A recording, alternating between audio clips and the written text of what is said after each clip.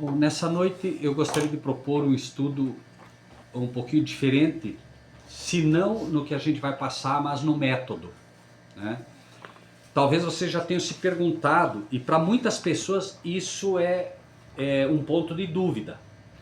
Por que que a Bíblia, sendo a Bíblia, por que ela apresenta, por exemplo, Mateus, Marcos e Lucas, e inclusive João às vezes, apresentando as mesmas coisas? Por quê?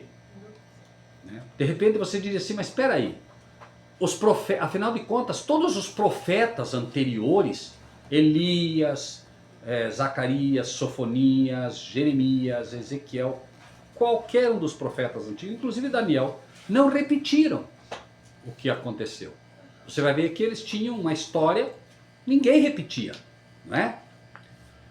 Então, por que os discípulos fizeram isso? Por que que os discípulos contam invariavelmente a mesma história? Há duas razões para isso. Uma, lembrem-se, ou pelo menos se vocês não sabiam, quando Adão começa a história terrestre e inicia o pecado, o que que acontece? Não havia a escrita até então. Nada foi escrito por Adão, certo? Adão não escreveu nada. Vocês podem ver que você só vai ver registros a partir de quem? Moisés. Como é que Adão passava a Bíblia, ou a palavra de Deus, para as gerações? Para os filhos dos filhos, então, até Moisés. Cabeça. A mente deles era tão poderosa, a mente do ser humano era tão boa, retinha tão bem as palavras de Deus, que não era preciso escrever. Por exemplo, né, o que acontecia? Toda essa palestra de hoje que vai ser dado era retida na mente inteira. Não se perdia nada. Impressionante, né? Mas o que aconteceu? Qual foi o problema? Pecado. O pecado começou a destruir a memória do ser humano. E então chega um momento que Deus, e vocês veem como isso é impressionante. Não só isso. O ser humano começa a ficar tão fraco que, vejam, logo após o pecado, o que que acontece? Adão, Adão, onde estás? Então Deus está procurando Adão. Deus não sabe onde está Adão? Não é? Por que ele está procurando? Ele está tentando fazer com que aquele filho venha até ele, para mostrar a ele que Deus não está bravo com ele. O que que a gente faz quando apronta uma?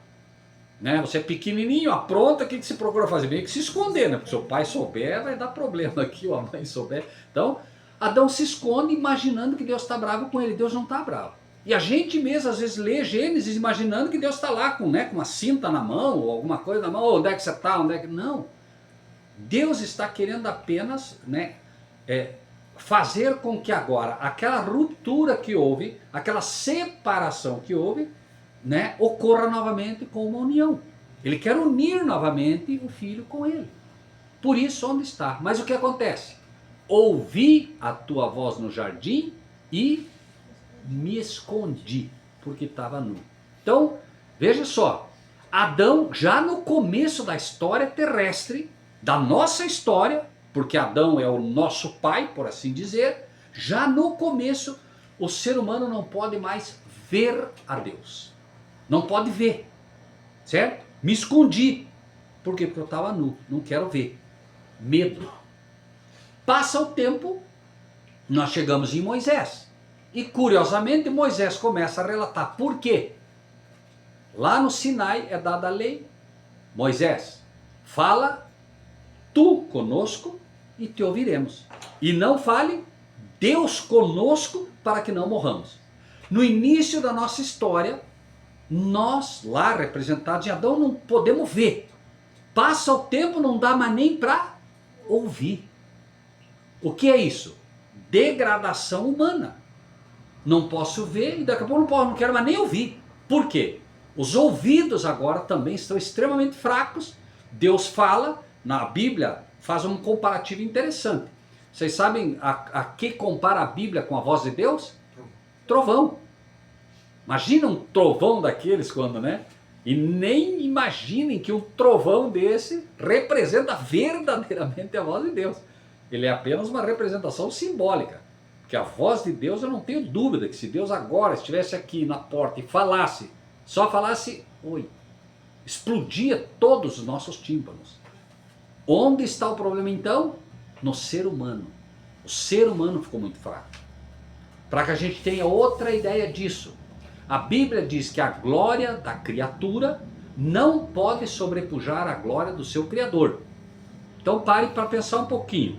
As obras criadas de Deus não podem ter uma glória maior que a dele. Porque toda a glória que há em qualquer coisa criada foi lhe dada por Deus. Então pare para pensar um pouquinho. O Sol. O Sol tem calor e tem luz. Certo? E olha que distância ele está de nós. Né? Milhões, bilhões de quilômetros de distância de nós. E ainda assim tem dia que a gente quase não suporta, não é assim? Imagine o Sol se aproximar um pouco de nós. Imagine que o Sol agora começasse a se aproximar. O que acontecia?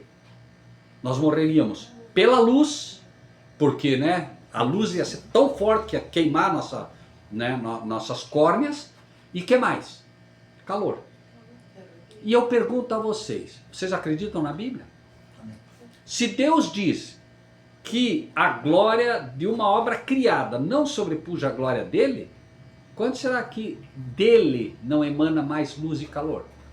Muito mais do que o Sol. Muito mais. Não é um pouco, é muito mais. Se nós pensarmos em plenitude de Deus, a plenitude de Deus alcança que número? 7. Então não seria um erro a gente imaginar que pelo menos 7 vezes mais. Pelo menos. Quando você vê, por exemplo, você compara o santuário terrestre, né? E você vê a matemática que Deus faz, que é 1 por 1000, o santuário celestial é no mínimo 1000 vezes maior do que o santuário na terra. 1000 vezes, gente. Pare para pensar então, quem é esse nosso Deus? A magnitude. E né, nós aqui, vasinho de barro, tem gente aí andando de pezinho levantado, né, como se fosse o... Gente, o ser humano é pó. É pó. Se ele tivesse uma pequena noção de quem é Deus, ele não se engrandeceria, não acharia que é melhor que, né, eu sou melhor que o Butina, eu sou melhor que esse, eu sou melhor que aquele. Acabava isso tudo.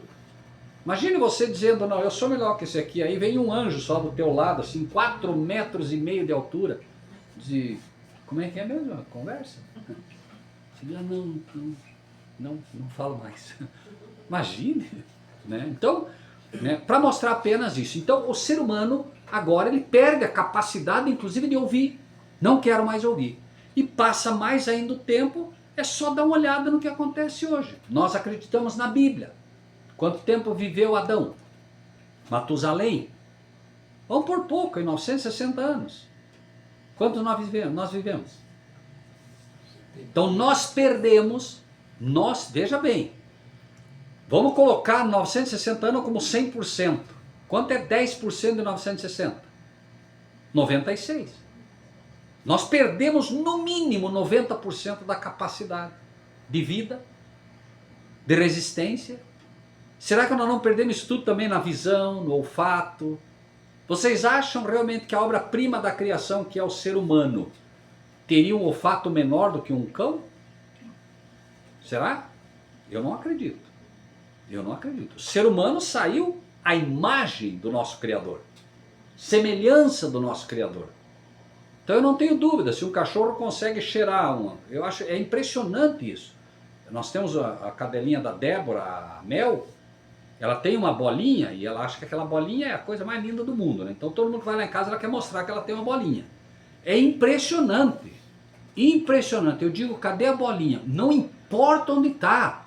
Ela levanta aquele focinho dela, vai e ela acha a bolinha e traz. Como é que ela consegue sentir o cheiro da bolinha? Às vezes está escondido lá embaixo de um sofá, Como é que, sabe, você para pensar, né?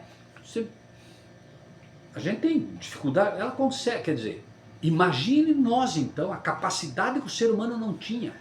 Para quem consegue acreditar na inspiração, né? E eu não nego, porque eu desafiei a inspiração daquilo que Deus deu para aquela senhora, a senhora Ellen White. Impressionante. Ela diz que Adão conseguia ver a fotossíntese. E eu não duvido disso. Ela conseguia ver a fotossíntese das plantas, as plantas absorvendo os raios solares para poder receber saúde.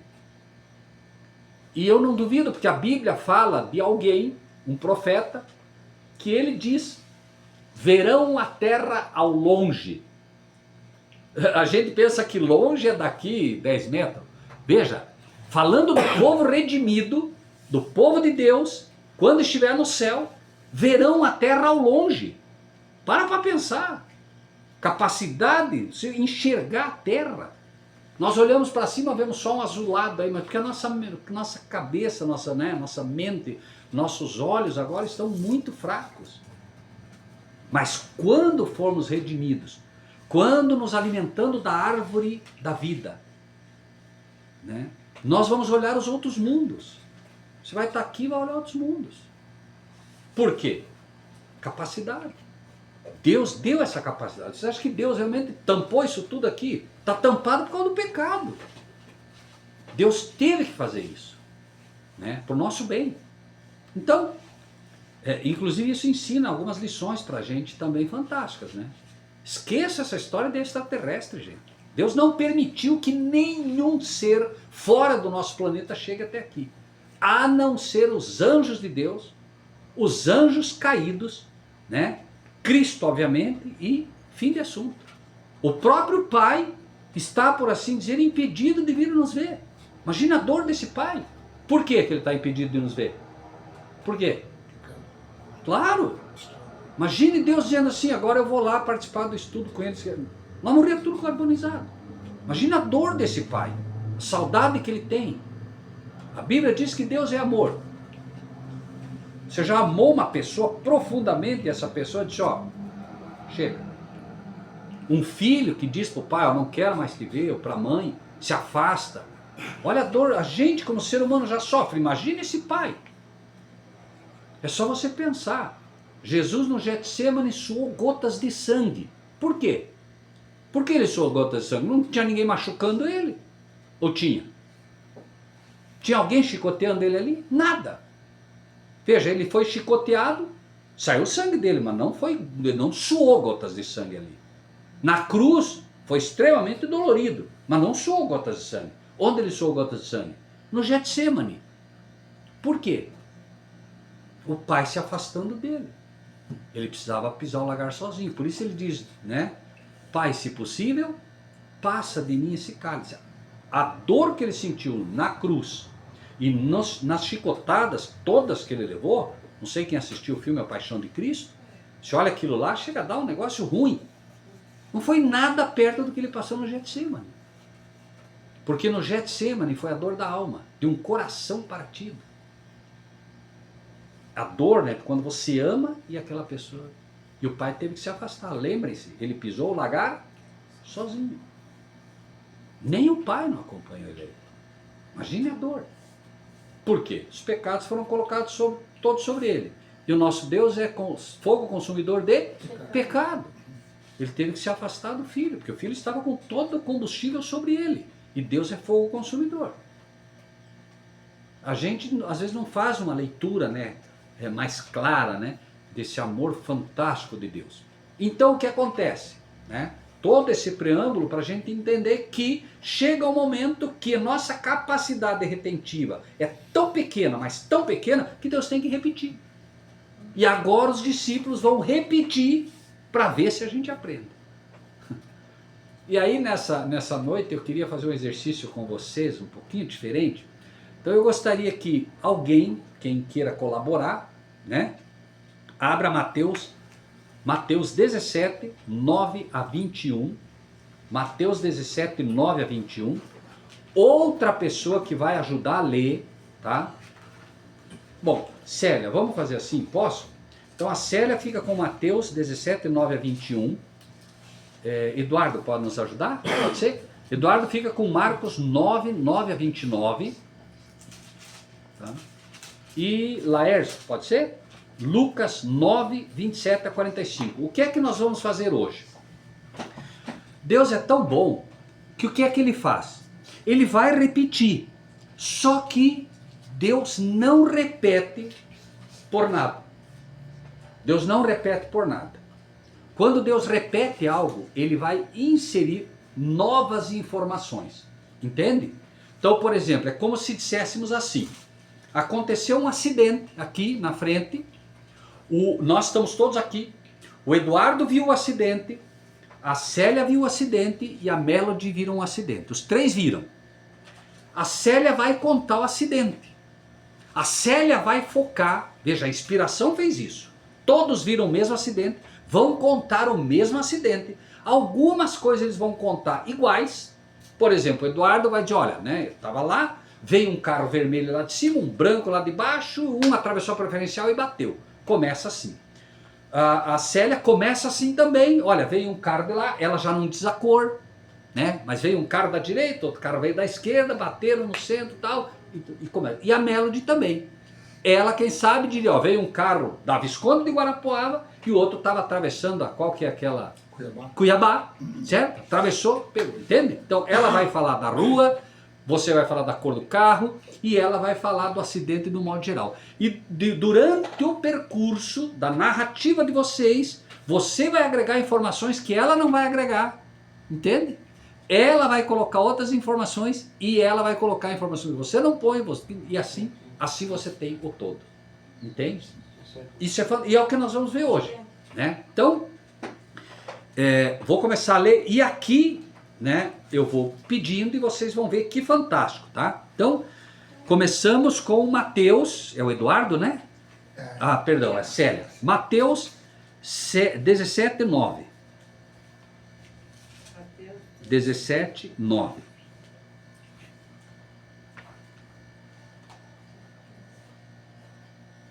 E descendo eles do monte, Jesus lhes ordenou, dizendo: a ninguém conteis a visão até que o Filho do Homem seja ressuscitado dos mortos. Agora, quem tem Marcos? Marcos 9. 9. 9, 9. 9, 9. Dizia-lhes... 9, 9, perdão. 9, 9, desculpa. Ao descerem do monte, ordenou-lhes Jesus que não divulgassem as coisas que tinham visto, até um dia em que o Filho do Homem ressuscitasse dentre os mortos. Mesma narrativa, não é? Mesma narrativa. Agora, quem que é? O Laércio. Laércio, Lucas 9, 27. Mas em verdade vos digo, alguns dos que estão aqui, que de Perdão, modo nenhum Lucas provaram... 9, perdão, peraí. Só um pouquinho, desculpe. Perdão, desculpe, eu tinha feito colorido e ele se perdeu aqui. Perdão, Marcos 9, 10 agora. Quem tem Marcos? Eu. É você. Desculpe, Lars. Não tem problema. Perdão.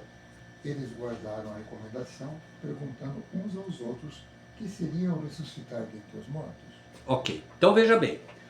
A história começa sendo narrada, certo? E basicamente a informação que eles dão aqui num primeiro momento é a mesma. Pode ver. Com alguma coisa que eles vão começar a acrescentar aos poucos. Mas a narrativa, para que você saiba que estão falando do mesmo assunto, inicialmente é basicamente igual, tá? Agora, vamos para Mateus e depois a gente vai falar um pouquinho sobre isso tudo. Mateus 17, 10.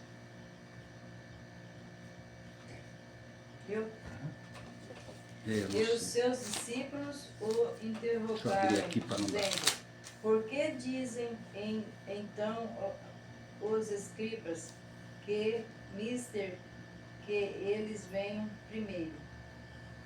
Agora, Marcos 9, 10. Marcos 9, 10. Tá bem. Eles guardaram a recomendação, perguntando uns aos outros que seriam ressuscitar dentre os mortos. Veja, você já tinha lido. Isso. No começo eles colocam que da ressurreição dentre os mortos, o que era aquilo que Jesus disse, certo? E aí alguém leia o versículo, quem tem o 11. Marcos 11? Não, Marcos 11. Marcos 10, 11. 9, 11, perdão, né? 9, 11. Isso.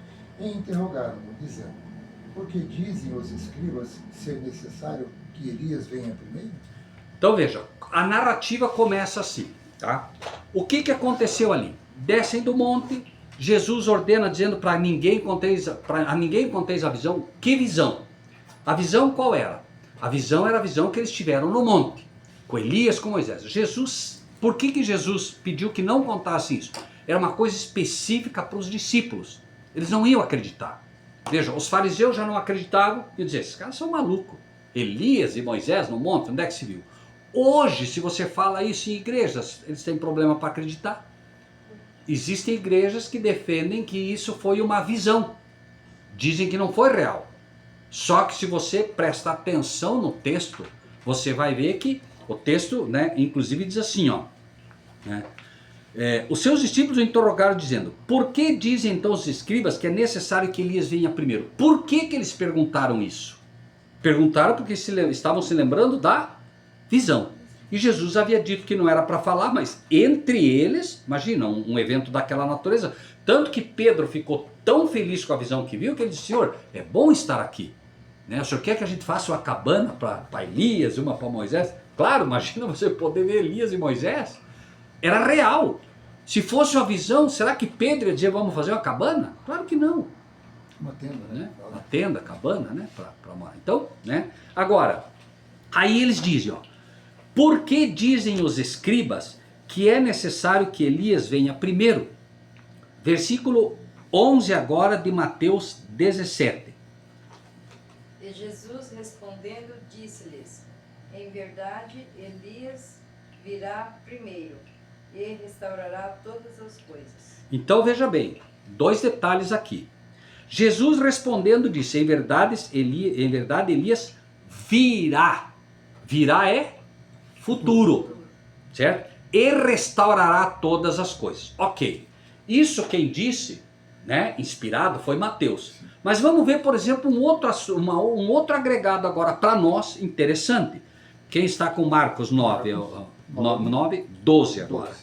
Então ele lhes disse, Elias, vindo primeiro, restaurará todas as coisas, como, pois, está escrito sobre o Filho do Homem, que sofrerá muito e será aviltado. Veja que ele agrega uma informação aqui que não tinha, tá? Antes, ó, em verdade Elias virá primeiro e restaurará todas as coisas, tá? Então, isso é para nós.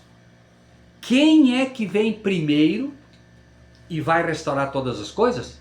Elias, certo? Agora, quem veio depois de Elias, que veio e de fato anunciou a vinda do Senhor?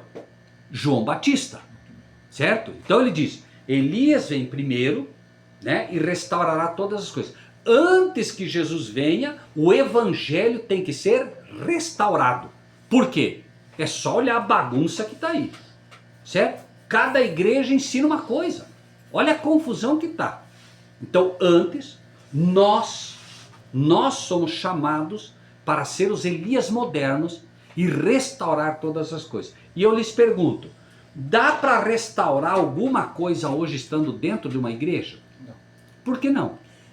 Tantas doutrinas diferentes uma da outra. A única forma de restaurar é assim, onde nós não estamos presos a instituição nenhuma. Porque se você estiver lá dentro, agora você começa a estudar algo diferente. Deus está te mostrando. Você vai e diz, ó, o que acontece?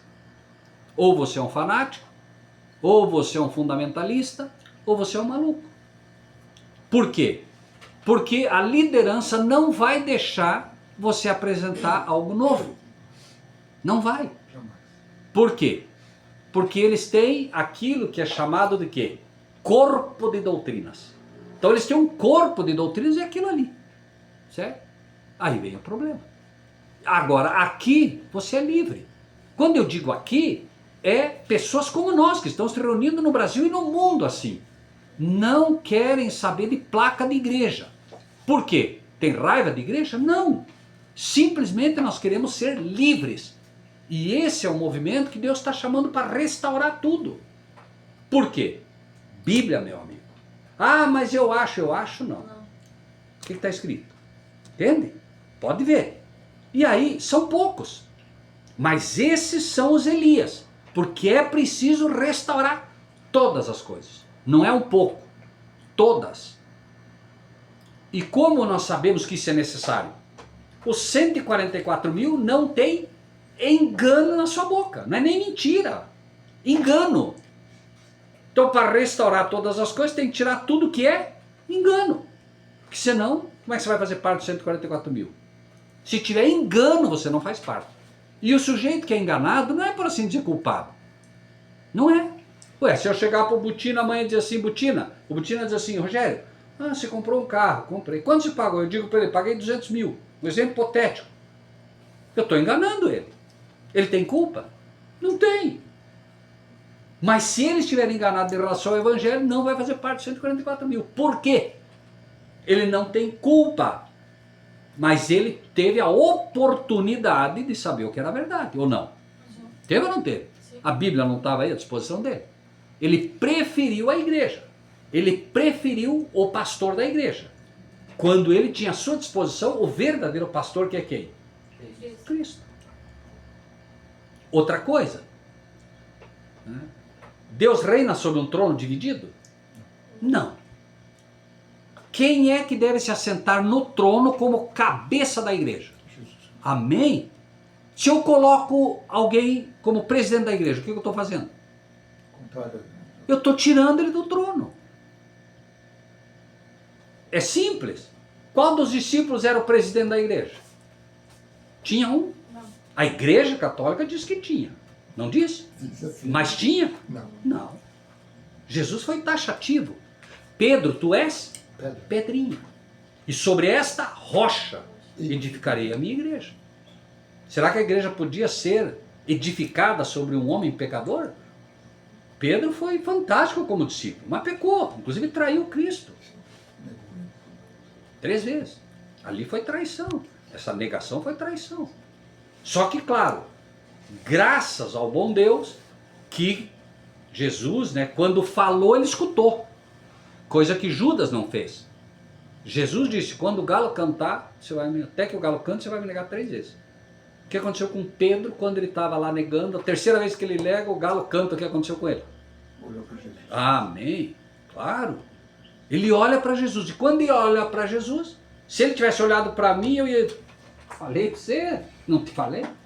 Mas ele olha para Jesus. O que ele encontra nos olhos de Jesus? Perdão, amor. Misericórdia. Por isso que ele foi chorar. Entende? A bondade de Deus te leva ao arrependimento. Não é a maldade de Deus que leva. Judas não ouviu. Quando Jesus falava, Judas não ouvia. Então, quando Judas trai, que ele diz, pequei traindo sangue inocente, o que os padres da época falaram para ele? O que eu tenho com isso? Isso é contigo. Não tenho nada com isso. E é o que vai acontecer. Você vai se confessar com o padre, ele está aí te ouvindo, mas no fundo ele está dizendo, mas o que eu tenho com isso? Não pode perdoar pecado, gente. Não pode. Então, um foi se confessar para Cristo. Olhou para Cristo. O outro foi se confessar para o padre. Se confessou para o padre não pode perdoar pecado, que era os sacerdotes da época, ou o pastor, do jeito que vocês quiserem. O que aconteceu? Foi se enforcar. Não encontrou perdão nos olhos do fariseu. Não encontrou perdão nos olhos do pastor, porque o pastor não pode perdoar pecado. Não é uma questão de querer. Não é uma questão de querer. Não pode. O perdão é uma troca. Dar perdão. Dou a minha justiça pelo teu pecado. Jesus diz, eu troco. Você me dá o teu pecado, eu te dou a minha justiça. Pergunto, um pastor, um padre, pode dar a justiça dele em troca do pecado? Não pode. Então a questão é que você não vai sentir o perdão. E aí, pecado sobre você, você é esmagado por ele, não suportou, foi se enforcar. Então, seguindo. Por que dizem os escribas que é necessário que Elias venha primeiro? Mateus 17, 11. Quem lê? E Jesus respondendo disse-lhes, em verdade Elias virá primeiro e restaurará todas as coisas. De novo, o 12 agora do Marcos 9, 12. Então ele lhes disse, Elias vindo primeiro restaurará todas as coisas, como pois está escrito sobre o Filho do Homem, que sofrerá muito e será aviltado. Como está escrito. Como é que os Elias vão se comportar? Está escrito. Amém. É assim. Como é que Elias vai restaurar todas as coisas? Está escrito. Não é pelo que diz pastor, não é pelo que diz igreja, nada disso. Como está escrito, né? Assim o Filho do Homem virá, etc, etc, etc. Então, nós temos um primeiro trabalho que é feito por um grupo que vai ser como Elias. E outro grupo que vai fazer o trabalho de quem? De João Batista.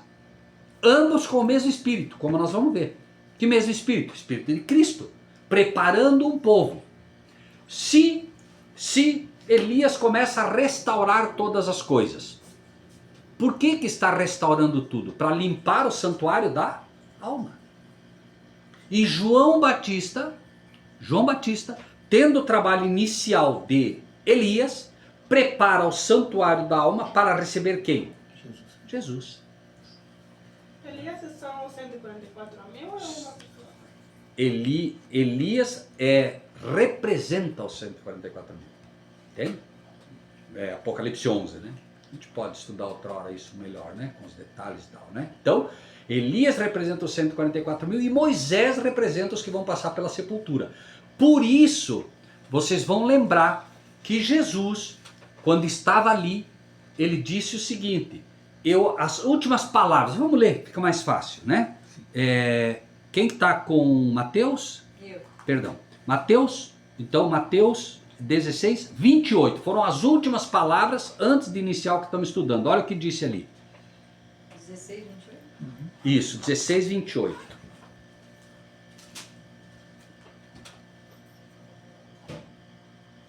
Em verdade vos digo que alguns há dos que aqui estão que não provarão a morte, até que vejam vir o Filho do Homem em seu reino. Peraí. Olha só. Em verdade vos digo que alguns há dos que estão aqui que não provarão a morte até que vejam ver o Filho do Homem no seu reino. Mas nenhum deles viu Cristo vir. Então, quem não estuda a Bíblia, quem quer arrumar problema, vai dizer o quê? Tá vendo? A Bíblia está errado. Prestem atenção no texto. Vocês prestaram atenção bem no texto. Não diz aqui? Quem disse isso? Jesus. E Jesus disse o quê? De novo. Posso ler a minha versão? Pode, por favor. Em verdade vos digo que alguns há dos que aqui se encontram que de maneira nenhuma passarão pela morte até que vejam vir o Filho do Homem no seu reino. E agora? Como é que a gente vai entender isso? Primeiro, Jesus disse que Abraão viu o meu dia e alegrou-se. Abraão viu o dia de Jesus? Não viu. Ele viu Jesus vir? Não. Mas o que ele viu? Qual foi o meu dia que ele viu? Vejam bem, prestem atenção. Abraão viu o meu dia e fez o quê? Alegrou-se. Certo? Prestar bem atenção nas palavrinhas. Aí você indaga Jesus. Senhor, por que o senhor se alegrou? Por que o senhor está dizendo que ele ficou alegre? Por que Abraão ficou alegre? Ele nem entendia direito isso tudo. Como foi que ele ficou alegre? Pare para pensar. O Eduardo tem filho, né, Eduardo? Né? Imagine vocês com o filho de vocês. Agora Deus diz assim, Eduardo, eu quero que você pegue o teu filho e vai lá sacrificar ele lá no monte. O Eduardo sai. Imagine o coração do Eduardo, o único filho. Imagine o coração do Eduardo agora para matar o único filho. Vai lá e sacrifica. E ele sabe que é Deus. Não adianta ele dizer, senhor, mas peraí, quem manda matar é os... Não. Você sabe quem está falando com você. Você me conhece.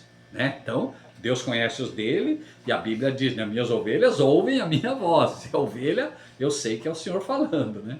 Então ele vai. E o que acontece? Na hora H, o que aconteceu? Um anjo aparece. Não faça isso, está aí. Cadê? Está aí o cordeiro. O que aconteceu agora no coração de Abraão? Será que ele ficou triste ou alegre? Alegre. Então, Abraão viu o meu dia e alegrou-se. O que Abraão viu? Abraão viu que alguém morreria pelo ser humano. Isso que era o mais importante. E é isso que Abraão tinha que ver. Abraão não tinha que ver a vinda de Jesus. Para quê? Ele não ia ver isso. Não é? Ele ia descansar. Agora, veja que interessante. Jesus é simbologia. Então, Abraão viu em símbolos o dia de Jesus. Que o dia de Jesus para Abraão era a morte. Porque a promessa do Velho Testamento era que alguém ia morrer. Mas agora Cristo já morreu. Então qual é agora a alegria? Então agora a simbologia é alguns dos que estão aqui não vão o quê? Morrer sem ver a vinda de Cristo. Só que eles morreram. Pois é. No Monte da Transfiguração, que é o que estamos olhando agora, aparece Elias e Moisés. Certo? Esse era um símbolo da vinda de Cristo. Elias representa os que estarão vivos quando Cristo vier. E Moisés representa os que vão ser ressuscitados quando Cristo vier. Moisés não morreu e não ressuscitou. Então ele representava toda a classe que vai passar pela sepultura e ressuscita. Mas eles ressuscitam pelo poder de quem? De Cristo, ao soar da 7ª trombeta. Então ali era uma representação da vinda de Cristo. Foi isso que eles viram. Entendido? Entendido ou não? Então, dos que estão aqui se representam. Alguns, claro, tanto que ele levou só 3. Veja, alguns dos que estão aqui, quem que estava ali? Pedro, João, Tiago, tal. Mas quem foi? Alguns, só não foram todos os discípulos, foi só 3. Né? João, Tiago e André, não é? Acho que era. Não, João, Tiago e Pedro. Pedro. Certo? Só os 3. Veja que perfeito, alguns, não todos. Esses alguns eram os 3 que subiram e foram ver. Bom, vamos ver isso também um pouquinho mais com detalhes, né? Agora, veja bem, só que ele disse, Elias virá. Não foi isso que ele disse? Exatamente. Elias virá, mostrando que futuro. Porém, leiamos agora Lucas 9:13. Mateus 19, 12. Mateus 19, 12.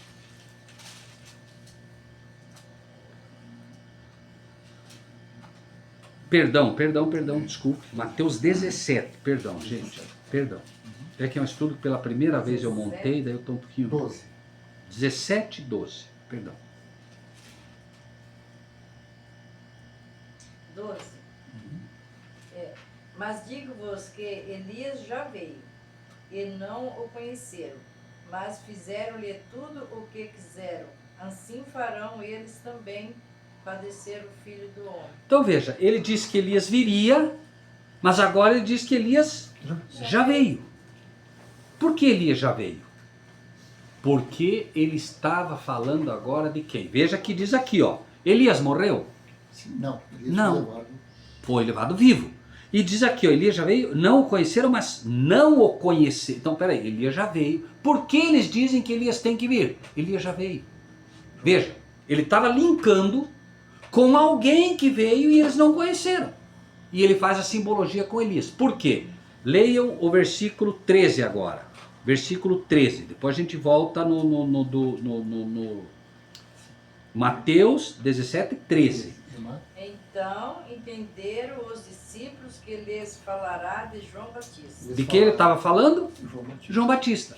Então Elias já veio, ou seja, João Batista já veio e fizeram tudo o que quiseram. Claro, porque os fariseus, no final das contas, não aceitaram, né, não acreditavam em João Batista, nada disso. Né? Agora, uma vez que a gente já tem isso, né, vamos voltar um pouquinho agora, e aí o Eduardo lê o versículo 13, por favor, Eduardo. Lucas? Não. O Marcos, você tem Marcos, né? Tem o Marcos. perdão. Isso. Marcos 9, 13. É fácil se perder, Fácil. né? Porque a gente está Sim. cruzando. Eu também estou meio perdido aqui, não se preocupe. Então, Marcos 9, 13, tá? Tá certo.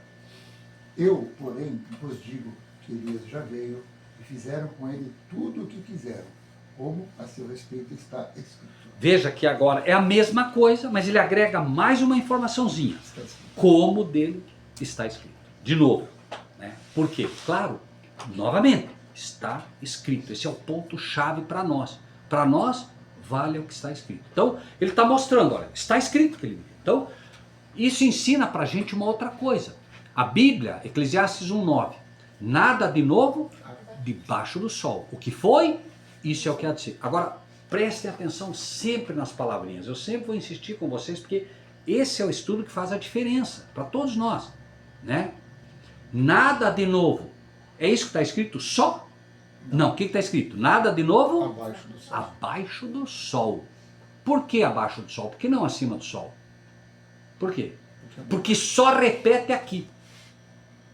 Precisa repetir lá no céu alguma coisa? Por quê? Os anjos não esquecem. Deus não esquece. Entende? Então abaixo do sol tem que repetir porque a gente esquece tudo. Lembre-se do início do estudo. Né? O que aconteceu? Adão passava tudo via oralmente. Daqui a pouco teve que escrever, porque não retinha mais. E assim Deus se comunica com o seu povo através da palavra escrita. Outra coisa bem curiosa, apenas uma curiosidade para você ver como é fantástico isso. Há uma dificuldade muito grande hoje para se entender a natureza divino-humana de Cristo. Natureza divino-humana de Cristo. Peraí, ele é divino? É. No que ele é divino? Caráter. O caráter dele é divino. No que mais ele é divino? Ele é filho de Deus, gente. Divino. Filho de Deus, divino. Certo? Mas ele assume a natureza humana. Ele vira um homem, ele veio como homem. Ele venceu como homem. Ele não venceu como filho de Deus, ele venceu como filho do homem. Venceu como nós temos que vencer. Certo? Venceu para mostrar que é possível vencer. Não importa que passe hoje nós temos 8 bilhões de pessoas no planeta, não importa que nenhum de nós tire a nota 100, não importa, a promessa continua valendo. Por quê? Deus não mente. Cristo venceu e ele não é apenas nosso Salvador, ele também é o nosso exemplo. Essa é a diferença que a maioria das igrejas não entende. Jesus não é apenas o nosso Salvador, ele é também o nosso exemplo. O que Paulo diz? Sede meus imitadores, como eu sou de Cristo. Quem que Paulo imitava? Cristo. Essa é a questão. Então ele é exemplo ou não é? Paulo diz que é. Se aí eu imito quem? O exemplo. Né? Então, aí você vê, por exemplo, que impressionante isso. Se você pegar simbolicamente, sei que tem algumas coisas assim que são mais difíceis da gente pegar, mas preste atenção, porque daí a gente não esquece. Tem coisas que elas se explicam de uma forma, às vezes, que nos parece complexa no primeiro momento, mas se você para e raciocina depois, você vai ver, por exemplo, coisas impressionantes. Por exemplo, Jesus chamou Pedro de quê? Tu és pedra. Prestem atenção. Pedra. De que reino é a pedra? Reino mineral. Perfeito. Mineral. Mas, simbolicamente, nós não somos pedra. Ótimo. Certo? Mas o homem é comparado a que reino? Vejo homens como árvores os vejo. Que reino? Que reino? Vegetal. Qual é a diferença entre o reino vegetal e o reino mineral? Vamos lá. Uma árvore queima? Queima. Uma pedra queima? Não. Cristo queima? Não. Deus queima? Mas o homem queima. Tu és pedra, não queima mais. Nenhuma condenação há para os que estão em Cristo Jesus. Enquanto criaturas de Deus, árvores. Convertido, pedra. Por quê? Porque o santuário de Deus não será construído com tábuas. Será construído com pedras. E nós somos, o apóstolo Pedro diz, nós somos pedras vivas. Não é fantástico isso, gente? Sim. Agora, vamos ver uma outra coisa impressionante. Então, a natureza muda. Você passa a ser um ser espiritual e não queima mais. Nenhuma condenação há para os que estão em Cristo. Agora você pode voltar a virar vegetal. Como? Abandonando Cristo.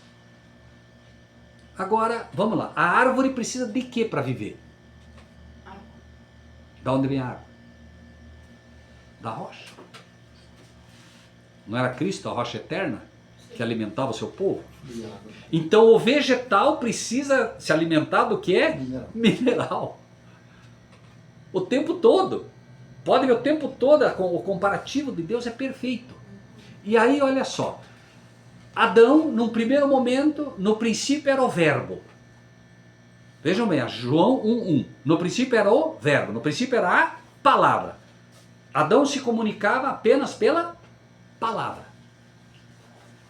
E o verbo se fez carne. Chega um momento que o verbo se faz carne. Então você tem o verbo, depois você tem Cristo. Qual era a matéria de Cristo? Mineral. Qual é a matéria de Jesus? Vegetal. Matéria. Se fez carne. Ok? Muito bem. Olha que interessante. O que eu tenho na mão? O que é isso? Papel. Papel, palavra.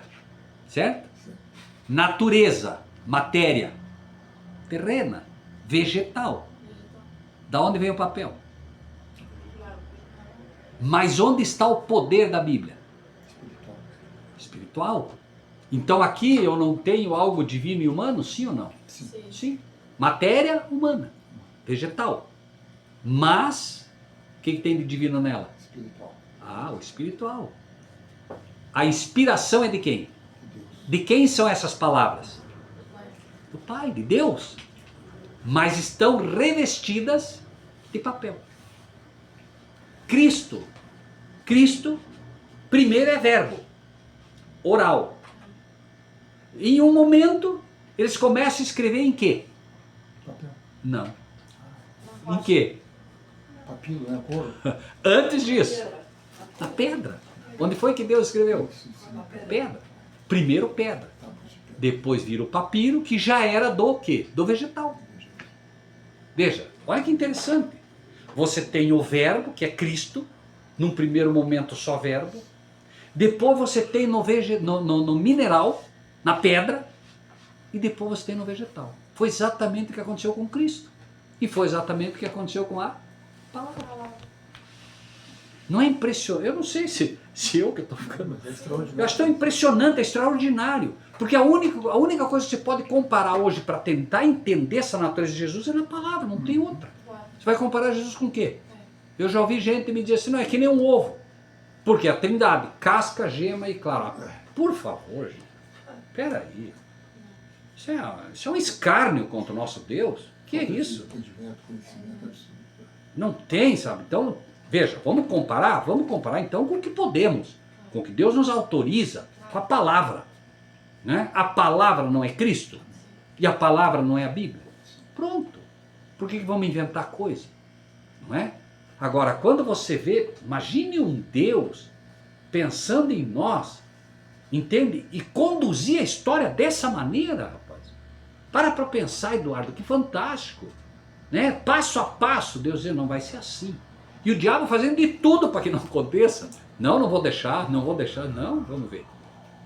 O próprio diabo acaba tendo que cumprir a história. Veja, parem para pensar nisso, nesse poder de Deus maravilhoso.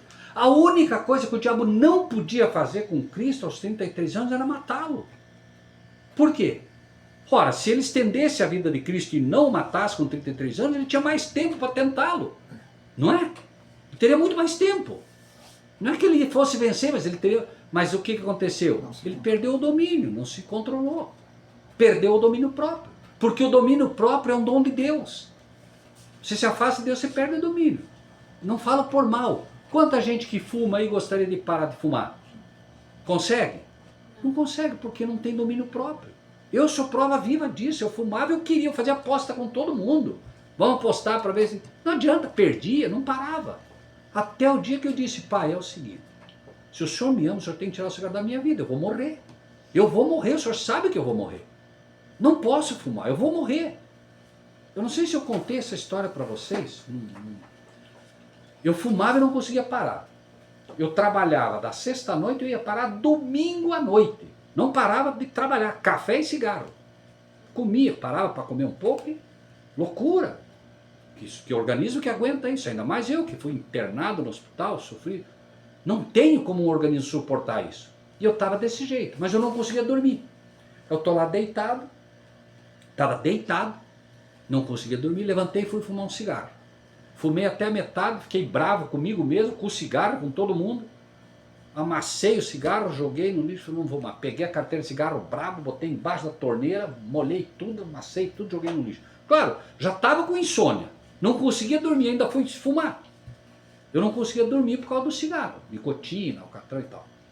Aí, meia hora depois, eu estava lá no lixeiro, pegando aquela carteira, cigarro, pegando o cigarro, secando na boca do fogão, aceso, secando as bituquinhas e emendando ali para fumar de novo. Terrível, gente. Absurdo. Naquele momento eu não. Deus, né? disse, eu vou. Tem que fazer algo com esse moço. E verdade, naquele momento eu não conhecia Deus assim, não tinha, né? Me ajoelhei e falei, Senhor, se o Senhor não tirar o cigarro da minha boca, eu vou morrer, Senhor. Se o Senhor me ama, o Senhor tem que tirar. Eu levantei daquela oração, nunca mais fumei. Nunca mais. E hoje, se você fumar lá, se alguém fumar lá no fundo, é capaz de eu sentir o cheiro e não desce. Então quando Deus faz o trabalho dele é completo, perfeito. Então, né, domínio próprio, que o diabo perdeu. Né? E que o ser humano não tem. E é culpa do ser humano, a gente não vai culpar o ser humano, mas é um fato. Chega uma hora que, né, você tem que cair de joelho, dizer, pai, eu desisto, não vou conseguir, não adianta, não consigo. E aí Deus ainda, ele é tão bom e a gente arruma tanto problema para ele, que ele aí ele ainda tem que ter um equilíbrio para nós, para não deixar a gente misturar fé com presunção, porque daqui a pouco ele tira o cigarro da tua vida, daí amanhã você quer que ele tire outra coisa tua, quando ele quer que você exercite, né, a temperança, quando ele quer que você exercite também a tua luta, para você participar da vitória. Ele quer que você participe da vitória. É mais ou menos como se você jogasse vôlei, basquete, qualquer outra coisa, e você é sempre o reserva. O teu time fica campeão e você comemora com todo mundo, mas não é a mesma coisa. Deus quer que você seja participante da vitória, quer que você se alegre com a vitória. Por isso é que ele estipulou que nós precisamos colaborar. Senão ele simplesmente tirava e acabou. Tem horas que ele vai tirar. O cerco de Jericó. Não quero que levante espada, não quero que façam nada. Só quero que desfile em volta. Quando tocar a trombeta 7 vezes vai cair tudo. Naquele momento não era para batalhar. Mas teve momentos que ele disse, vão para a batalha. Não falou? Era para ir para a batalha e foram para a batalha. Participantes. Então Deus sabe. Faz tudo o que você puder. Sim. Deus está olhando e ele sabe. Ah, não, o senhor desiste. Não consigo. Tá bom, filho. Tá bom. Sempre entendendo que nós temos que fazer o máximo nosso, mas sempre tendo em mente duas palavrinhas, duas frases que não podem nunca ser esquecidas. Eu de mim mesmo nada posso fazer. Mas também tudo posso. Esse é o segredo. Eu não posso fazer nada de mim, mas tudo posso naquele que me fortalece. Então, no final das contas, a diferença não é o que eu faço. A diferença é o que eu tenho. Se eu tenho Cristo, eu tenho a vida eterna. Quem tem Cristo, quem tem o Filho, tem a vida eterna. Quem não tem o Filho, não tem a vida eterna. Essa lição foi ensinada também como? No santuário. O que acontecia com o santuário? Você podia adentrar a porta do santuário? Não. A menos que você tivesse o quê com você? Um cordeiro. Tivesse o cordeiro, você entrava sem problema nenhum. Sem o cordeiro, o que acontecia? Apedrejado. Por quê? Porque Deus mandava apedrejar o sujeito se ele entrasse sem o cordeiro. Porque quem tem o filho, tem a vida. Quem não tem o filho, não tem a vida. Jesus disse, eu sou o caminho, a verdade e a vida. O caminho para o santuário era Cristo. Então precisava ter o caminho, que era o cordeiro representado ali por Jesus. Então você tinha o cordeiro, você entrava. Quem tem o cordeiro entra no céu. Quem não tem o cordeiro, não entra no céu. Apedrejado. As lições, né, elas, em alguns casos, elas são tão simples que a gente, de repente, né, vai fazer que nem aqueles homens, né, que dizem, repita as mesmas palavras para nós que vocês falaram no sábado passado, porque é tão bom que eu não consigo acreditar. Repete para nós. Era o que acontecia com Lutero. Lutero ia falar, repita as mesmas palavras que o senhor falou lá sábado passado, domingo passado para nós. Repete. É assim. É tão bom que às vezes a gente não consegue acreditar. E aí a gente sofre, a gente luta. É o mesmo caso, né? Você vai e pede perdão por um pecado que comete. Aí você diz para Deus, Senhor, olha, eu estou aqui de novo, sabe? Olha, eu prometi que não ia mais fazer e eu fiz. E aí Deus te dizia, fez o quê, filho? Olha, eu fiz tal, lembra que eu falei, lembra do quê, filho? Não, é que semana passada eu fiz, o que você fez semana passada, filho? O que Deus disse sobre o pecado? Sou eu que apago as suas transgressões e delas não me lembro mais. É a gente que fica lembrando do pecado. Deus não fica lembrando. Ele perdoa, ele apaga. Ele não fica lembrando. E a gente é que quer lembrar ele. Né? Diz, não, Eu te perdoei, filho, aquilo lá morreu. Você caiu de novo? Tá bom, filho. Então vamos conversar sobre isso aqui. Esquece o resto. Porque se você ficar olhando para o passado, você não cresce. O que diz o apóstolo Paulo?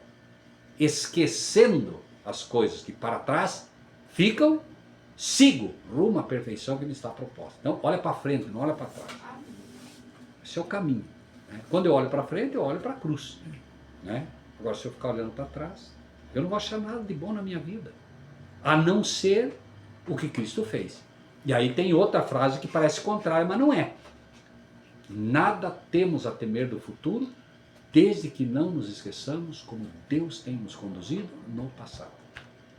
Essa é uma frase inspirada da Sra. White que eu acho fantástica. Eu não tenho que temer o futuro, desde que eu veja como Deus me conduziu. Quantas vezes a gente esquece de como Deus conduziu a gente? Né? Tem coisas assim que você olha para trás e diz, não, peraí. E a gente esquece, o diabo faz questão de fazer a gente esquecer. Né? E aí a gente fica lembrando, né? E acontece o que aconteceu com os nossos irmãos no passado. O que aconteceu com eles? Murmuravam o tempo todo, reclamavam. Imagina. Cristo estava ali, a coluna de fogo representava Cristo. Levando eles adiante, estava ali a coluna e eles reclamando. Então, terrível. A coluna de fogo, ela se apresentava à noite, porque era frio no deserto. Aquilo era para aquecer eles, proteger e indicar o caminho, o tempo todo. Né? E atrás a nuvem, para proteger eles do sol. O tempo todo, gente. Imagina, você andando, um monte de gente e uma nuvem cobrindo vocês, acompanhando vocês. Nuvem? Nuvem tem vida própria, gente? Desde quando? Não. Mas era para fazer sombra para eles. Por isso vocês vão dizer, essa Bíblia, vão ler, né? Vede com grande nuvem de testemunhas. A Bíblia não erra. A simbologia não erra.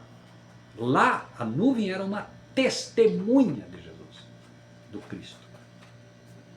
Né? Nuvem de testemunhas. Aquela nuvem era testemunha. Testemunhava a eles que Cristo estava ali com eles. Esqueciam. Moisés, por que você tirou? Não fui eu. Foi Moisés que tirou alguém do Egito? Não. Foi Cristo que tirou. Moisés foi um instrumento. Mas foi Cristo. Quem que tira nós de Babilônia? Quem é que tira nós do Egito? Quem é que tira nós do pecado? É Moisés? Não, é Cristo. Mas existem instrumentos que nos ajudam, não é? Eu não sei, o Eduardo, não sei a história de vocês, mas tem instrumentos. Né? Deus usou um major para me tirar, porque eu era muito teimoso, né? Teve que vir um major para me botar no eixo. É assim, Deus sabe trabalhar, né? Seguimos? Amém. Mateus 17, 14. E quando chegaram à multidão, aproximou-se-lhe um homem, pondo-se de joelho diante deles e dizendo: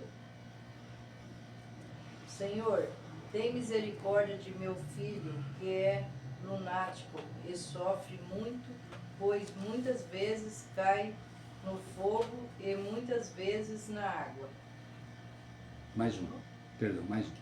E trouxe os teus discípulos e não puderam curá-lo.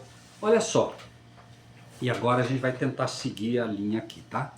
Quando chegaram à multidão, aproximou-se dele um homem, pondo-se de joelho diante dele, dizendo: Senhor, tem misericórdia de meu filho, que é lunático e sofre muito, pois muitas vezes cai no fogo e muitas vezes na água. O que o diabo queria fazer com ele?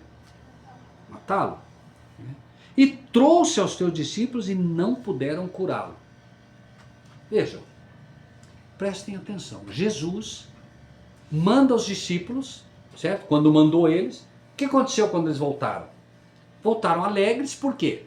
Porque eles expulsavam demônios. Jesus disse: não se alegrem por isso, alegrem-se porque o nome de vocês está escrito no livro da vida. Correto? Essa era a verdadeira alegria. Só que agora, o que aconteceu que eles não puderam expulsar?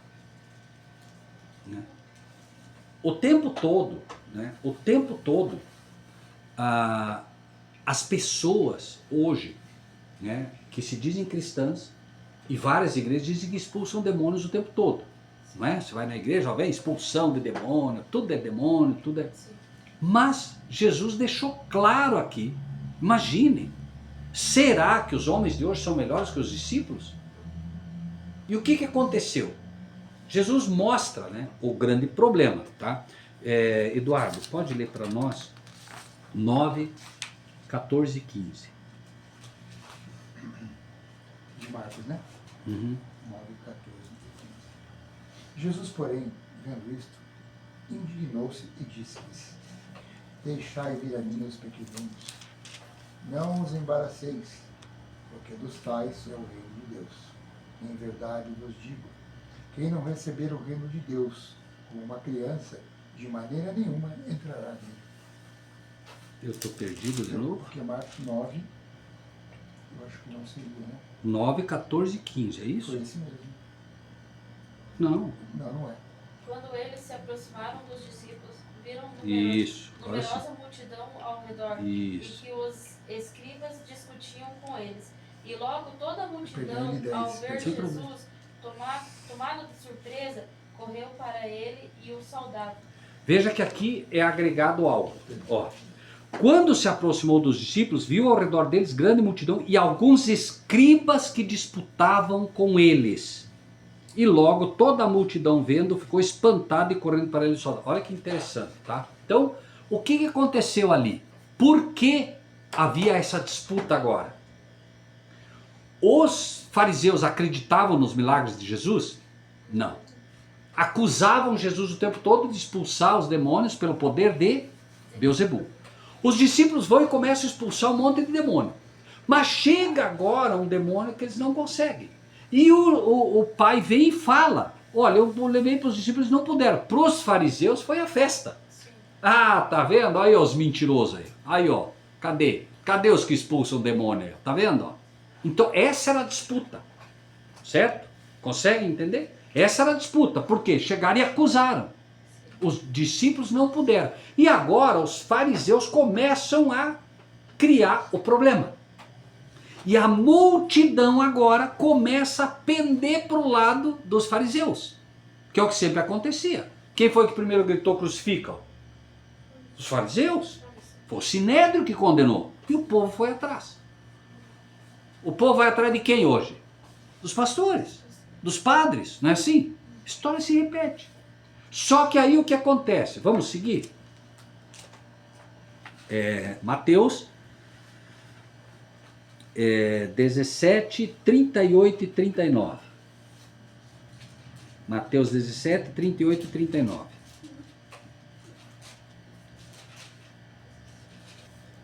É isso? Perdão.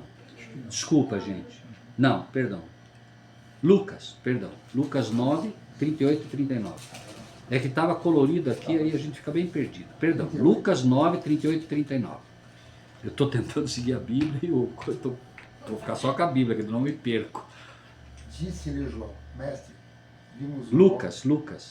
Ah, é Lucas, perdão, estou em Marcos. 9, 38 e 39. E eis que dentre a multidão surgiu um homem, dizendo em alta voz: Mestre, suplico-te que vejas meu filho, porque é o único. Um espírito se apodera dele, e de repente o menino grita, e o espírito o atira por terra, convulsionando-o até espumar, e dificilmente o deixa, depois de o ter quebrantado. Ok. Você veja aqui, a referência que Lucas faz é praticamente a mesma que fez Marcos e que fez Mateus, certo? Então, o diabo tentava destruí-lo, só que ele diz, os discípulos chegaram para tentar expulsá-lo, não conseguiram. Os fariseus aproveitam disso tudo para poder fazer o quê? Minar a confiança do povo em Jesus. A pergunta agora que surgiria é: e Jesus? Veja, porque os discípulos não puderam e os fariseus aproveitam inclusive para mostrar que o próprio Jesus não conseguiria, porque o problema deles não eram os discípulos, o problema deles era Jesus. Eles queriam mostrar que Jesus não conseguia fazer nada disso. Quem está com Mateus é a Célia, né? 16 de novo, para ficar bem claro isso. E 17, trouxe 16. os seus discípulos e não puderam curá-los. Continua agora. E 17. Jesus respondendo disse: ó geração incrédula e perversa. Ponto. Só um pouquinho aqui.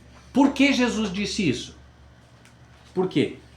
Porque veja, os discípulos tinham expulsado os demônios, certo? Sim. O povo tinha visto, sabia que eles eram capazes de...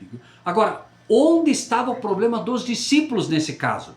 Faltou o quê? Veja o que ele usa. Geração o quê? Incrédula. Então qual foi o problema dos discípulos? Falta de quê? Fé. Falta de fé. Quando Jesus disse vão, eles foram cheios de fé. Jesus disse foram, certo? Voltaram tal. Só que aí o que acontece? Eles não estavam com Jesus lá no monte. Certo? Eles não viram aquilo tudo. E enquanto eles estavam ali embaixo, eles começaram a alimentar coisas que não deveriam ter alimentado. O que acontece? Você se afasta de Jesus, o que ocorre? Jesus disse, fiquem e orem. Fiquem e orem. Eles oraram? Não, não oraram. E aí veio o problema. Mesma coisa no deserto do Getsêmani, lembre? Jesus disse, ficai aqui à parte um pouco e orai. Depois ele vem e diz, nem uma hora pudesses orar comigo. Por que que eles caíram? Por que que eles falharam? Porque não oraram. Por que que nós caímos? O que falta para nós? Orar. Você não ora, a fé enfraquece. Você não lê, a fé enfraquece. A fé vem pelo e pelo palavra de Deus. Convenhamos, o nosso problema qual é? Falta de oração e falta de leitura. Ah, mas eu oro. Lê também? Muito pouco. Como é que nós sabemos que lemos pouco? Porque a gente não entende a Bíblia. Sejamos francos. Olha como a gente entende pouco a Bíblia. Será que essa não é uma carta de amor e Deus não quer abrir para nós o entendimento disso tudo? Falta. E é uma luta, gente. É uma luta. Ontem, por exemplo, era feriado ontem, não é? Era feriado. A Déborazinha queria ir para o Paraguai pegar algumas coisas. Eu falei, não tem problema, vamos. Quem vai? Ah, vai eu, vai a Débora e um amigo, né? Eu peguei e falei, você dirige? Dirijo. Eu não tive tempo de ler. Deixei ele dirigir, fui atrás lendo. Eu não posso abrir mão da leitura. Não posso. É ruim ler no carro? É ruim. Mas é melhor ler, né, com alguma dificuldade do que não ler. E eu não estou falando por mal para ninguém, gente. Por favor. Eu sou um dependente da leitura. Eu preciso ler. Eu tenho uma responsabilidade com vocês que vocês não têm. Né? Com todas as pessoas que estão, eu preciso fazer isso. Agora, todos nós precisamos também. Né? Todos nós. Eu não estou aqui cobrando ninguém, por favor, mas irmãos, essa é a palavra de Deus. E não adianta, pode ter certeza, você vai acordar, o diabo já vai arrumar uma coisa para você fazer. Pode, não se engane. Às vezes eu estou lá, sabe, começo a ler, não, telefone, não sei o que, fica tudo para trás. Aí, você não atende o telefone, não atendo mesmo. Não atendo. Enquanto for a minha horário, é eu com Deus agora. Não adianta, porque senão, não faz. Não faz. Se você não, olha, e se chegar, levantar pela manhã, o telefone está lá apitando, se chegar a pegar o telefone, você foi. Não adianta, porque daí aparece um monte de coisa para resolver, e a gente perguntando, irmão Rogério, como é que o irmão vê Apocalipse 17, como é que vê isso, como é que vê aquilo, não adianta. Para alimentar alguém, primeiro você precisa o quê? Se alimentar. A boca fala, então não tem segredo, né, nesse sentido, né? Se não se alimentar, não tem como alimentar os outros, né? Bom, então, ó geração incrédula e perversa, até quando estarei eu convosco e até quando vos sofrerei? O que ele está dizendo? Né, esse vos sofrerei. Até quando? É até difícil, né, para a gente explicar esse vos sofrerei. Até quando eu vou sofrer essa incredulidade de vocês? Até quando eu vou ter que passar por isso, por assim dizer, entende? Não era não era, por assim dizer, um castigo, não era nada que ele estava me dizendo, olha, sofre, meu coração sofre de ver que depois de tudo que a gente já fez, né, o mesmo caso, por exemplo, ele havia acabado de alimentar lá aqueles 5 mil, o povo estava ali de novo, ele estava pregando, já tem que alimentar, tal, já esqueceram. Vocês não lembram que a gente alimentou lá 5 mil? Onde vamos comprar pão de novo? Onde vamos comprar pão? Entende? E somos nós, né? Trazei-mo aqui. Tentem imaginar agora, por um momento, né? Tentem imaginar. Os fariseus contaminaram todo aquele povo, os próprios discípulos estavam contaminados agora, né? Duvidando. Afinal de contas, não conseguiram, já estavam tristes porque não conseguiram expulsar o demônio. Já estavam se culpando. Os fariseus ainda vêm e dizem, ó, né? Eles já estavam agora com todo o problema. Imagine a multidão agora inteira olhando. Os discípulos não puderam. E Jesus diz, tragam ele aqui. Eu fico imaginando, né, que estava todo mundo, vamos ver o que vai acontecer. E os fariseus agora, né, rezando para tudo que era, que eles poderiam, para que Jesus não conseguisse expulsar, porque eles iam passar por mentiroso ali. Ia ficar feio para eles, né, pelo que eles tinham feito. Agora olha o que acontece, né? Simples, né? Mateus 17 e 18. É que agora a gente vai seguir, né? Porque... E repreendeu Jesus o demônio que saiu dele. E desde aquela hora o menino sarou. Então os discípulos, aproximando-se de Jesus em particular, de novo, irmãos, por que em particular? Porque isso vai ser dado para os servos de Deus. Você vai ir numa igreja e, veja, a questão é a seguinte, as igrejas hoje prometem expulsar demônio, e não tem demônio que resista a eles. Será? Os discípulos estavam com Jesus, aprenderam diretamente com Jesus, certo? Expulsaram demônios de verdade, não é essa confusão que está aí. Mas chegou um tipo de demônio que eles não conseguiram. E quem são esses demônios? Vamos ler um pouquinho mais. Diz assim, ó. E Jesus lhes disse, né? Eles vêm em particular e dizem, por que não podemos nós expulsá-lo? Primeiro lugar, por que não podemos? Nós. Aí não expulsa mesmo. Eles tentaram expulsar por eles. Não vai conseguir. Certo? Esse é o primeiro ponto. Jesus lhes disse, por causa da vossa pequena, viu como ficou claro agora, quando a gente falou da incredulidade? Ó, geração incrédula e perversa. Por causa da vossa pequena fé. Incredulidade. Porque em verdade vos digo, que se tiverdes fé, como um grão de mostarda, qual é o tamanho do grão de mostarda, gente? Hã? É um mal, se botar no dedo você não vê ela, né? Para poder segurar ela você não consegue ver. Tão pequena aqui. Grão de mostarda. Direis a este monte, passa daqui para colar e há de passar e nada vos será impossível. Pergunta, alguém aqui tem interesse em falar para um monte, sai daqui, vai para lá? Eu não. Por que Jesus disse monte? Porque a Bíblia é toda simbólica o tempo todo. Disse, ó monte fumegante. Quem é o monte fumegante? Satanás. Então, vamos ler de novo agora. Olha só, né? Se tiverdes fé como um grão de mostarda, direis a Satanás, passa daqui para lá e há de passar, e nada vos será impossível. O que Jesus disse para Satanás na tentação? Vai-te, porque está escrito, adorarás o Senhor teu Deus e a ele só. Não é isso? Não há interesse em tipo um monte, ó monte, sai daqui, vai para... O monte aqui está fazendo uma referência ao diabo. Qual era o problema aqui? Qual era o problema do menino? Não era um demônio? Tinha que dizer o que para o demônio? Sai dele, não volte mais. Jesus faz um comparativo aqui. Claro que há um comparativo literal, mas o que ele quer que a gente entenda sempre é o espiritual ou o físico? Espiritual. Sempre. Buscai primeiro, O reino.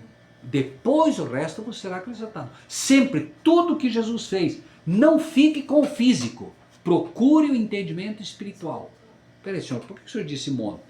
Ah, claro, e tu monte fumegante, tal.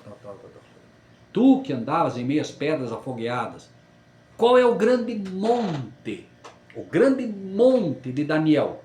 O grande monte da qual uma pedra foi cortada era a montanha que é a rocha, a grande rocha que é o Pai. E da grande rocha que é o Pai sai a rocha que é Cristo. E o inimigo que é o monte, porém o monte fumegante. Por quê? Porque vai ser destruído pelo fogo. Então, quando a gente estuda, né, os detalhes e procura sempre fazer uma leitura espiritual, é muito mais difícil você errar. Mas quantas vezes a gente fica só no físico, né? Bom, Jesus lhes disse, por causa da vossa pequena fé, porque em verdade vos digo que se tiverdes fé como um grão de mostarda, direis a este monte. Pergunto, de novo, como é que vai a tua fé? Ah, eu estou muito bem. Grão de mostarda. Tua fé é do tamanho do grão de mostarda. A minha é menor, porque se fosse do tamanho do grão de mostarda, eu conseguia expulsar. Então, tem alguma coisa errada com essa fé aí de muita gente. Né? Passa daqui para acolá, e há de passar, e nada vos será impossível. 21 agora, quem quer ler? O 21, Mateus 17, 21. Mas esta casta de demônio não se expulsa senão pela oração e pelo jejum. Está aí. Né? Então, esta casta de demônios precisa de oração e também precisa de quê? Jejum. Por quê? Para que jejum? O que vai mudar o jejum? O que o jejum vai mudar em Deus? Eu estou jejuando, Deus vai mudar? Daí se eu jejuar, ele vai mandar, ele vai expulsar o demônio? O que vai acontecer? O que vai acontecer é que com o jejum, e o jejum não é o que a gente tem aprendido. Não é. A Bíblia, em primeiro lugar, diz qual é o culto agradável a Deus. Né? Que liberte o cativo, o opressor, etc, etc, etc. Né? E preparar o nosso corpo de maneira. Apresentai os vossos corpos de maneira saudável, que é o vosso culto agradável a Deus. Desejo que te vá bem. Corpo, alma e espírito. Começa tudo onde? No corpo. Onde foi que Eva caiu? Na alimentação. Como é que Jesus começa a resgatar o ser humano? Jejum. Jejum. Porque foi onde Eva caiu. E aí, as pessoas, mas que importância que tem, gente? A importância é, eu preciso de jejum para quê? Limpar o meu organismo, limpar a minha mente para que o Espírito de Deus possa agir. Eis que estou à porta aí, bato, se alguém abrir. Então eu preparo esse corpo para receber Cristo. Se Cristo estiver em mim, não tem demônio que resista. Então o jejum é para fortalecer e preparar esse santuário para que possa receber Jesus em toda a sua plenitude. E quando a gente se prepara, e Jesus foi taxativo, oração é jejum, não adianta dizer que não é. É isso e acabou. Esses são os anjos mais poderosos que caíram. Possivelmente querubins, que serviam diretamente ao Pai. Esses são os anjos mais poderosos. Essa casta de demônio, e isso mostra também para nós que não é, os anjos não são tudo igual. Tem uma casta de anjos caídos que são muito mais fortes. Não tem igreja dessas aí que derrubam, se ele entrar ali não tem quem derrube ele. Por isso nós precisamos nos preparar. E outra coisa, não vai expulsar um demônio desse nunca quem não procura guardar os mandamentos da lei de Deus. Não vai. Esqueça. Por quê? Porque a lei de Deus é um muro de proteção para nós. Proteger de quem? Do inimigo. Agora, se eu não guardo os mandamentos dele, eu perco esse muro. Quem é que vai atuar? O diabo. E a pessoa vai pensar que é Deus que está atuando quando não é. Então a primeira regra é, aquele que diz que me ama e não guarda os meus mandamentos é mentiroso. E quem que é o pai da mentira? Se ele é mentiroso, quem é que está agindo nele? E aí vai expulsar. Jesus disse, um reino dividido não subsiste. Será que o diabo vai expulsar os que seguem ele? Os que servem ele? Os próprios anjos dele? Ele vai expulsar? Não vai. Então, cuidado com essa agenda de milagres aí que expulsa demônio. Cuidado. Não é Deus. Não é Deus. Deus não erra. Aquele que não guarda os meus mandamentos é mentiroso. Está sendo usado pelo pai da mentira e está sendo enganado. Não entra aqui, sabe, a inocência dele, a sinceridade, nada disso. Mas está sendo enganado. Por quê? Mentiroso. E é Deus quem diz, não é a gente. Ah, está me chamando de mentiroso. Eu não. Eu estou chamando de mentiroso? Não. Quem estava chamando ele de mentiroso? Quem? Deus. É Deus que está chamando, não sou eu. Não adianta brigar comigo, com vocês, chega lá e diz o pastor. Ah, está me chamando de mentiroso. Não, eu não. É o Pai que está dizendo. Não sou eu. Então ele é condenado não por mim. Ele é julgado não por mim. Ele é julgado por quem? Pela palavra. Ele é julgado por Cristo, pela palavra. Ou não? A palavra está acima do que eu vejo ou não? Tem que estar. Bem-aventurados os que não viram e creram. Então eu não posso ser levado pelo que vejo. Daqui a pouco eu pego lá, o pastor pega lá o paletó dele, joga, cai todo mundo lá. Gente, se eu for acreditar nisso, eu tenho problema. Porque eu não vejo Cristo fazendo isso. Não é? E hoje se vê, né? Tem alguma coisa errada. Né? Então, com isso a gente encerra, né? 22. Ora, achando-se eles na Galileia, 22, tá? Disse-lhes Jesus: o Filho do Homem será entregue na mão dos homens, e matá-lo-ão, e ao terceiro dia ressuscitará. E eles se entristeceram muito. Veja, depois de tudo que aconteceu, Jesus começa, e a gente não vai cruzar todos os textos, porque daí ficaria um pouco mais claro, mas aí demora demais. O que acontece, né? Jesus mostra para eles, Jesus expulsa os demônios. Pode ter certeza que os fariseus ficaram muito bravos, porque eles já tinham dito que ele não podia, agora eles têm que engolir, né, o que Jesus faz. E Jesus não fez para humilhar eles, Jesus fez porque ele se condoeu por aquele homem, né? Jesus não deixaria de atender porque ia, né, magoar os fariseus. Ele simplesmente fazia o que tinha que fazer, né? E ele expulsa ali, até porque os discípulos estavam agora incrédulos. Veja, o grande problema é que os próprios discípulos, tanto que ele diz, ó, falta fé. Onde é que foi a fé de vocês? Né? Ele disse, olha, quando eu mandei vocês, faltou alguma coisa? Não, não faltou. Expulsaram. E agora já estava faltando fé. Rápido demais. Né? Então, Jesus cura também para fortalecer a fé dos discípulos, para que eles não tivessem dúvida ali. Só que, imagine, Jesus expulsa esse demônio imediatamente, que é assim, né? É lá e cá. Pode ver. A multidão já estava duvidando de Jesus, quando Jesus veio, correu todo mundo para ele. Quer dizer, era o tempo todo isso. Que é o ser humano, como Sansão, né? De quando em quando o Espírito, né, guiava ele. Por quê? Porque ele não permitia que o Espírito lhe conduzisse constantemente. Por que de quando em quando? É que nem a gente. No momento está, né, todo animado com Deus. No momento seguinte já está.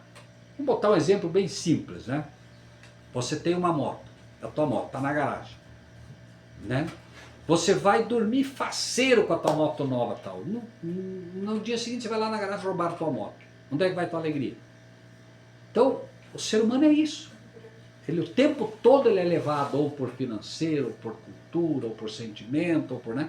Eles veem agora Jesus que curou e se animaram muito. Jesus, ó, cuidado, cuidado. Agora Jesus vai tentar aos poucos mostrar para eles a realidade do que eles não viam. Pô, se esse homem expulsa demônios dessa maneira, ele tem que ser coroado rei, rápido. Ele vai... Veja o que ele diz daí, ó, porque parece que isso não se encaixa no texto, né? Como, ó, ora, achando-se eles na Galileia, disse-lhe Jesus: o Filho do Homem será entregue nas mãos dos homens, matá-lo-ão e ao terceiro dia ressuscitará. E eles se entristeceram muito. Se alegraram e depois já se entristeceram. Por quê? Porque Jesus agora começa a preparar o coração deles para entender o que aconteceria. Olha, eu não vou ser coroado rei, meu reino não é desse mundo, eu vou morrer. E eles se entristeceram, mas não entendiam. Tanto é verdade que quando, né, vocês vão ver mais à frente, que de novo, viu, restaurarás o reino nesse tempo, mostra-nos o Pai, o que nos basta. Pode ver.